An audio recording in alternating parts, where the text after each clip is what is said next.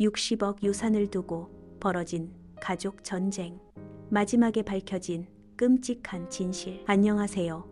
저는 올해 67살 김순애입니다. 제가 오늘 이 끔찍한 사연을 공개하는 이유는 3개월 전 자식들이 저를 정신병원에 강제 입원시키려 했기 때문입니다. 이유가 뭐냐고요? 60억 유산 때문이었어요. 더 충격적인 건 제가 평생 믿고 살았던 그 사람이 진짜 누구였는지 알게 된 순간이었습니다. 이 사연의 마지막에서 여러분은 정말 소름이 돋을 겁니다. 저는 강남의 한 고급 아파트에 사는 김순애, 67살입니다. 남편 박철수와 사별한 지 5년째, 슬아에 아들 둘과 딸 하나를 두었어요. 첫째 아들 민수는 대기업 임원, 둘째 아들 진수는 의사, 막내딸 미영이는 변호사죠. 모두 성공한 자식들이에요. 남편이 평생 모은 재산은 60억 원, 강남 아파트 3채와 상가 건물, 그리고 주식까지 자식들에게 물려줄 유산으로는 충분했어요. 저는 혼자 살면서도 외롭지 않았습니다. 매주 자식들이 찾아와 안부를 물어봤거든요. 그런데 지난 3월 이상한 일이 벌어지기 시작했어요. 엄마, 요즘 기억력이 좀 안 좋아지신 것 같은데. 큰아들 민수가 걱정스러운 표정으로 말했어요. 무슨 소리야? 나는 멀쩡해. 아니에요. 어제도 같은 이야기를 3번이나 하셨잖아요. 솔직히 저도 가끔 깜빡할 때가 있긴 했어요. 67살이면 당연한 거 아닌가요? 하지만 자식들의 시선이 달라지기 시작했어요. 마치 저를 환자 보듯이. 엄마, 병원 한번 가보셔야 할 것 같아요. 둘째 진수도 똑같은 소리를 했어요. 너희들 왜 그래? 나는 정말 괜찮다고. 하지만 그때부터였어요. 자식들이 제 일거수일투족을 감시하기 시작한 건 가사도우미를 새로 구해준다면서 낯선 아줌마를 집에 보냈어요. 그 아줌마는 청소보다는 저를 지켜보는 일에 더 신경 쓰는 것 같았어요. 순애님, 오늘 약 드셨어요? 뭔 약을 그렇게 많이 먹으라고 해? 자식들이 건강에 좋다고 해서요. 의심스러웠어요.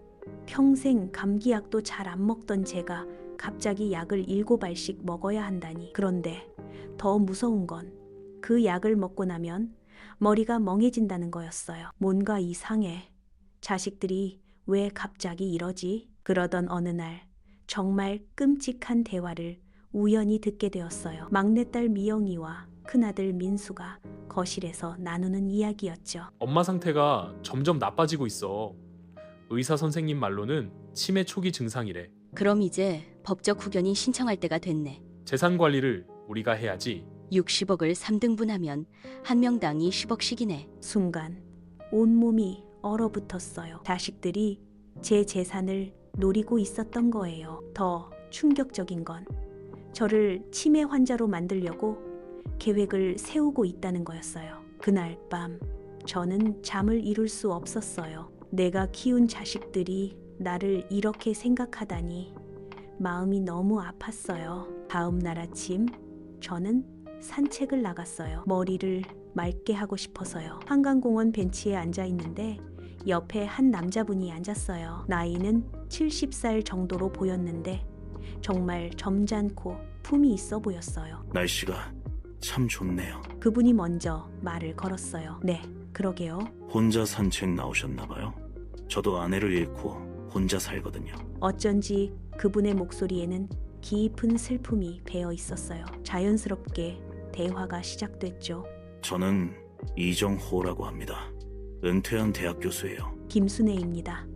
남편 잃고 5년째 혼자 살고 있어요. 이정호 씨는 정말 교양 있는 분이었어요. 문학부터 철학까지 대화 주제가 다양했어요. 오랜만에 이런 깊이 있는 대화를 나누니까 마음이 편해졌어요. 내일도 이 시간에 오실 건가요?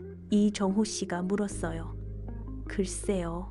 아마도요. 다음 날도 그 다음 날도 만났어요. 점점 이정호 씨와의 시간이 소중해졌어요. 집에서는 자식들의 감시와 의심에 시달리는데 이정호 씨 하고 있을 때만큼은 진짜 제가 될 수 있었거든요. 여러분도 이런 완벽한 남자를 만나면 의심하실까요? 댓글로 공유해 주세요. 한 달 후 이정호 씨가 놀라운 제안을 했어요. 순애 씨, 저와 함께 여행 가지 않으실래요? 제주도에 좋은 펜션을 알고 있어요. 67살의 남자와 여행이라니. 하지만 왜인지 두근거렸어요. 자식들한테는 친구들과 여행 간다고 거짓말했어요. 제주도에서의 3일은 정말 행복했어요. 이정호 씨는 정말 신사적이었고 배려심도 깊었어요.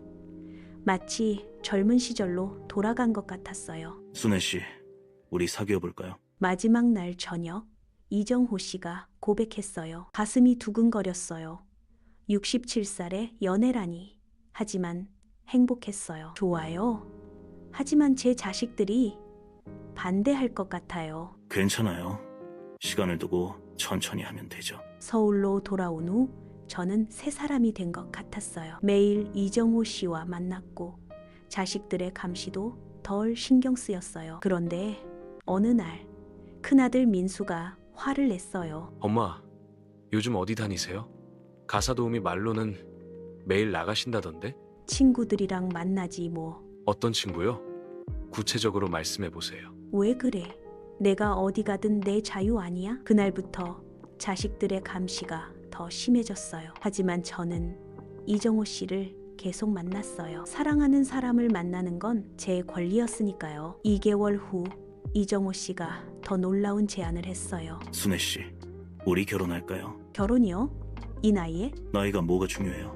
서로 사랑하는데 저도 외롭고 순애 씨도 외로우시잖아요. 마음이 흔들렸어요. 정말 이정호 씨와 결혼하고 싶었어요. 하지만 자식들 생각을 하니까 걱정됐죠. 자식들이 반대하면 어떻게 해요? 그럼 우리끼리라도 먼저 결혼식을 올리죠. 나중에 이해시키면 되잖아요. 그 말이 맞는 것 같았어요. 자식들은 제 행복보다는 재산에만 관심이 있는 것 같았으니까요. 이 상황에서 여러분이라면 어떻게 하셨을까요? 댓글로 알려주세요. 일주일 후 저희는 작은 예식장에서 조용히 결혼식을 올렸어요. 하객도 없이 둘만의 결혼식이었어요.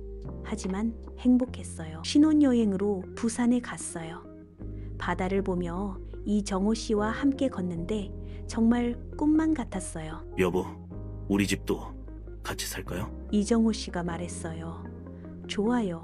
하지만 제 아파트가 넓으니까 우리 집으로 오세요. 그렇게 이정호 씨는 제 집으로 이사 왔어요. 자식들한테는 아직 결혼 사실을 말하지 않았어요. 시간을 두고 차근차근 얘기해야겠다고 생각했거든요. 하지만 평화는 오래가지 못했어요. 결혼한 지 한 달 후 이상한 일들이 벌어지기 시작했어요. 첫 번째 이상한 점은 이정호 씨의 짐이었어요. 이사를 왔는데 짐이 너무 적었어요. 옷가지와 책 몇 권이 전부였어요. 여보, 가구는 어디 있어요?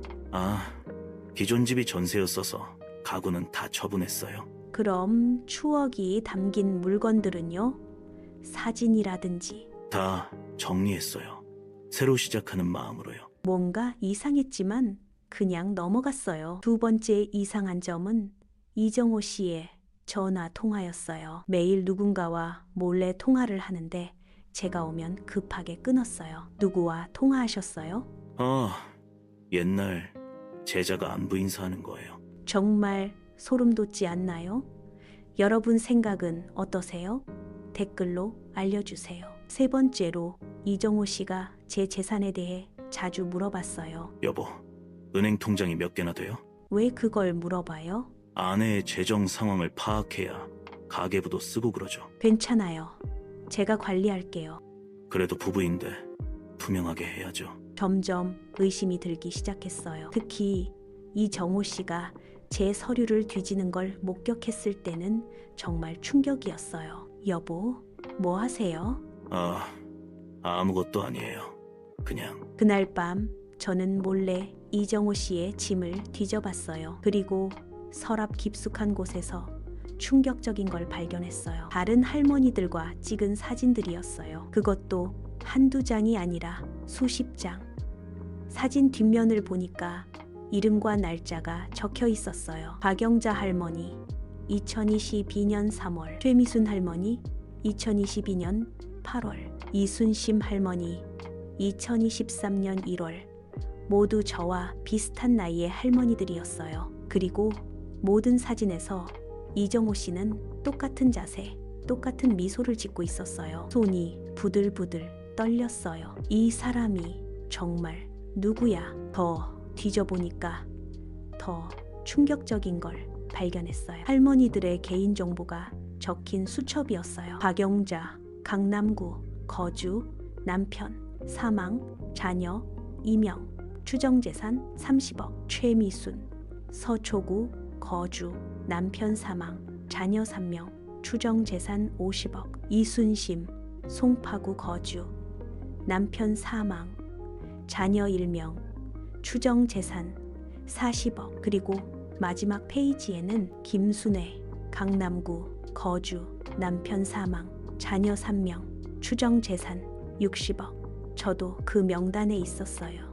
그것도 가장 마지막에 온몸이 얼어붙었어요. 이정호 씨는 처음부터 제 재산을 노린 사기꾼이었던 거예요. 그런데 그 순간 더 충격적인 걸 발견했어요. 수첩 맨 뒷장에는 완료 도장이 찍힌 명단들이 있었어요. 박영자, 완료. 재산 이전, 완료. 최미순, 완료. 재산 이전 완료. 이순심, 완료. 재산 이전 완료.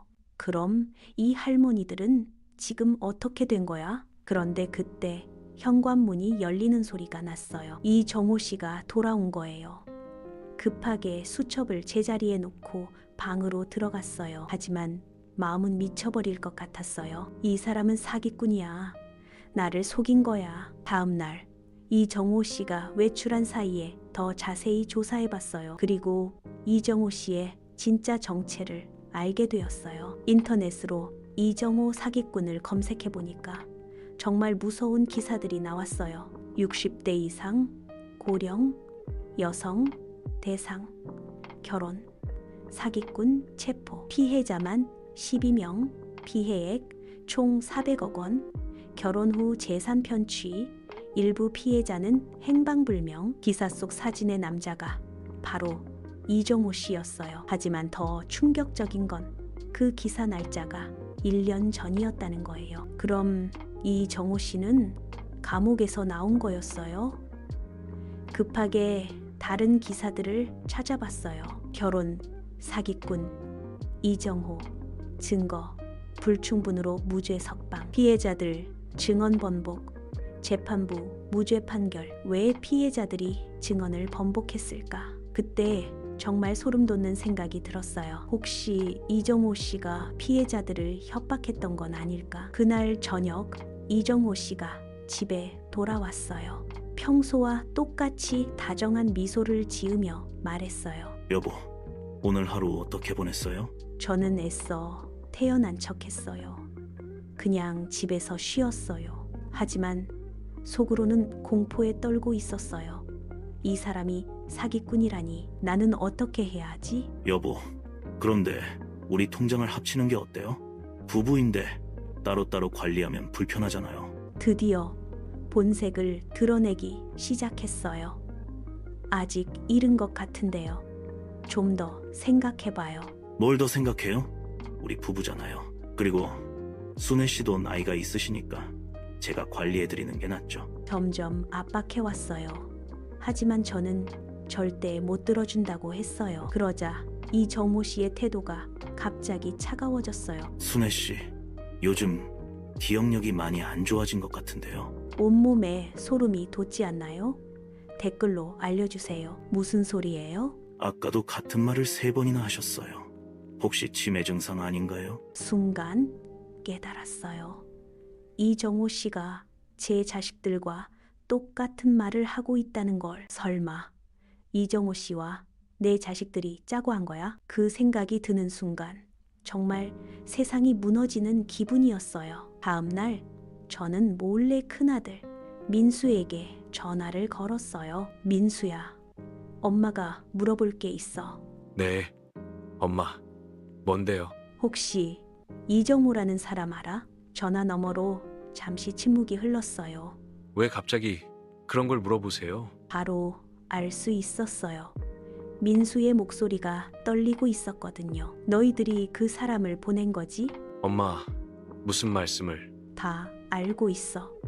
너희들이 내 재산을 빼앗으려고 그 사기꾼과 짜고 한 거잖아. 그제야 민수가 실토했어요. 엄마, 사실은 엄마 건강이 걱정돼서요. 치매 증상도 있으시고 혼자 계시니까 누군가 돌봐드릴 분이 필요해서. 거짓말 하지 마.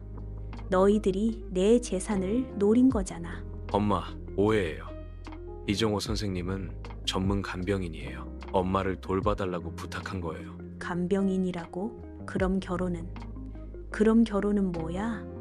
나랑 결혼까지 했는데. 뭐라고요? 결혼했다고요? 민수도 몰랐던 것 같았어요. 그럼 이정호 씨가 독단으로 결혼을 한 거였어요. 급하게 둘째 진수와 막내딸 미영까지 불렀어요. 그리고 모든 걸 털어놓았어요. 엄마, 정말 결혼하셨어요? 미영이가 충격받은 표정으로 물었어요. 그래. 그리고 그 사람이 사기꾼이라는 것도 알아냈어. 자식들의 얼굴이 창백해졌어요. 엄마, 우리는 정말 몰랐어요. 그냥 엄마를 돌봐달라고만. 그럼 왜 나를 치매 환자로 만들려고 했어? 그건 엄마 재산을 보호하려고. 결국 자식들도 제 재산이 목적이었던 거예요. 그런데 그 순간 현관문이 열렸어요. 이정호 씨가 돌아온 거였어요. 이런 끔찍한 진실 믿을 수 있나요? 댓글로 여러분 생각을 알려주세요. 자녀분들이 다 오셨네요. 반갑습니다. 이정호 씨는 태연하게 인사했어요. 하지만 저는 더 이상 참을 수 없었어요. 당신 정체를 다 알고 있어. 무슨 말씀이세요? 사기꾼. 나를 속인 사기꾼. 그러자 이정호 씨의 표정이 싸늘하게 변했어요. 들켰네요. 순간 온 집안이 조용해졌어요. 그럼 이제 계획을 바꿔야겠네요. 이정호 씨가 뭔가를 꺼냈어요. 주사기였어요. 뭐 하는 거야? 원래는 자연스럽게 치매 진단을 받게 할 예정이었는데 이렇게 들켜버렸으니 빨리 처리해야겠네요. 정말 공포 영화 같았어요. 자식들도 얼굴이 하얘져서 움직이지 못했어요. 걱정 마세요. 그냥 조용히 잠드는 거예요. 고통스럽지 않아요. 그런데 그 순간 정말 믿을 수 없는 일이 벌어졌어요. 큰아들 민수가 이정호 씨를 붙잡은 거예요. 엄마한테서 손 떼. 뭐? 너희들이 부탁한 거 아니야? 우리는 간병만 부탁했지. 살인까지 부탁한 적 없어. 그제야 알았어요. 자식들도 이정호 씨의 진짜 정체를 몰랐던 거예요. 그냥 간병인인 줄 알았던 거죠. 결국 경찰을 불렀어요. 이정호 씨는 현장에서 체포됐고 나중에 알고 보니 정말 무서운 사실들이 밝혀졌어요. 이정호 씨는 실제로 12명의 할머니들을 속여서 총 400억 원을 편취한 사기꾼이었어요. 그리고 일부 할머니들은 정말 행방불명이 되었다고 했어요. 수사 과정에서 더욱 충격적인 진실이 드러났어요. 이정호 씨는 제 자식들을 접촉해서 저를 간병인이 필요한 치매 환자로 속였던 거예요. 자식들은 정말 제 건강을 걱정해서 간병인을 고용한 거였어요. 하지만 이정호 씨는 그걸 이용해서 저에게 접근했고 결혼까지 해서 재산을 뺏으려고 했던 거예요. 주인공이 정말 제대로 된 선택을 했을까요? 여러분의 의견을 들려주세요. 재판이 끝난 후 자식들과 진솔한 대화를 나눴어요. 엄마, 정말 미안해요. 우리가 엄마를 더 믿어야 했는데. 너희들도 나를 걱정해서 그런 거 알아. 하지만 앞으로는 뭔 일이든 솔직하게 얘기하자. 네, 엄마. 그리고 엄마 재산은 엄마가 직접 관리하세요. 우리는 상관 안 할게요. 그렇게 우리 가족은 다시 화목해졌어요. 지금은 혼자 살지만 외롭지 않아요. 자식들이 자주 찾아오고 진짜 친구들도 많이 사귀었어요. 67살에 새로운 인생을 시작한 거죠. 여러분, 나이가 들어도 포기하지 마세요. 어떤 어둠도 결국엔 빛으로 이겨낼 수 있어요. 그리고 가족의 진정한 사랑은 시련을 통해 더욱 단단해집니다. 이런 충격적인 사연이 도움이 되셨다면 좋아요와 구독 부탁드려요. 비슷한 막장 사연 있으시면 댓글로 공유해주세요. 다음 영상 소재가 될 수 있어요. 본 영상은 실제 사연을 바탕으로 재구성한 픽션입니다.